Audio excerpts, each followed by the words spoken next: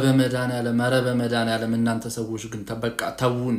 እኛ ፕሪሚየር ሊግ አለቀ ብለን ስንደላደል በፕሪሲዝን መጣችሁ በእነ ኡጂንታው ተሸነፋላችሁ። በመድኃኒዓለም ባላይ ሲን ጨዋታ ቢቀርብኝ ዲኤስቲቪ ላይ የለ ምን የለ ጎልጉዬ ፈልጌ ያላጃችሁ ይሄን ጨዋታ ያላጃችሁ ሰዎች ታድላችኋል። በቃ እንደውም ከዚህ በኋላ ፕሪሲዝን ባታዩ ግን ፕሪሲዝን ጨዋታዎችን የዛሬውም ኮንፈረንስ ሊግ ጨዋታ የሁሉንም ብቻ የምታዩበት ዌብሳይት ከፈለጋችሁ ቴሌግራም ላይ አለ ባዮ ወይ ደግሞ አስማት B6 ብላችሁ እዚህ ጋር ሰርች ስታደርጉ ይመጣላችኋል።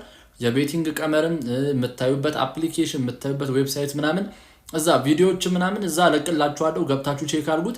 ዩናይትድ ግን ኧረ በስመ አብ ስለ ወጣቶቹን ሳይ ነው የተጽናናሁት እንጂ በቃ ምንም ተስፋ የለንም። በቃ ከዚህ ግማሹ ተጠርጎ ወጥቶ ግማሽ ተጫዋች ቶሎ ተጫዋች ገዝተው ለፕሪሲዝን መድረስ አለበት እንጂ ቀጣይ ጨዋታን በዚህ ስኳድ በስማም ግን ሁሌ ነው የምላችሁ እኛ አንደር 21 ዋናው ቡድናችን ሙትት ያለ ነው። አንደር 18 ከ18 ዓመት በታች እነሳኩ ከሆነ ግን ይችላሉ አይገልጾም። እስቲ ማን ተመቻችሁ ከአንደር 18?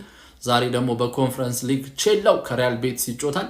ያው እኔ ቼላው ጥሩ ለንደናውያን ናቸው፣ የለንደን ኩራት ናቸው፣ ይመቹኛል። ግን እኔ እንደ ሪያል ቤቲስ ቢያሸንፍ ራሱ ደስ የሚለኝ ይመስለኛል። እኔ አንቶኒ ሲጨፍር ባይሆን ደስ ይለኛል። ቼልሲም ቢያሸንፍ እኔ ማንንም ቢያሸንፍ አይገርመኝም።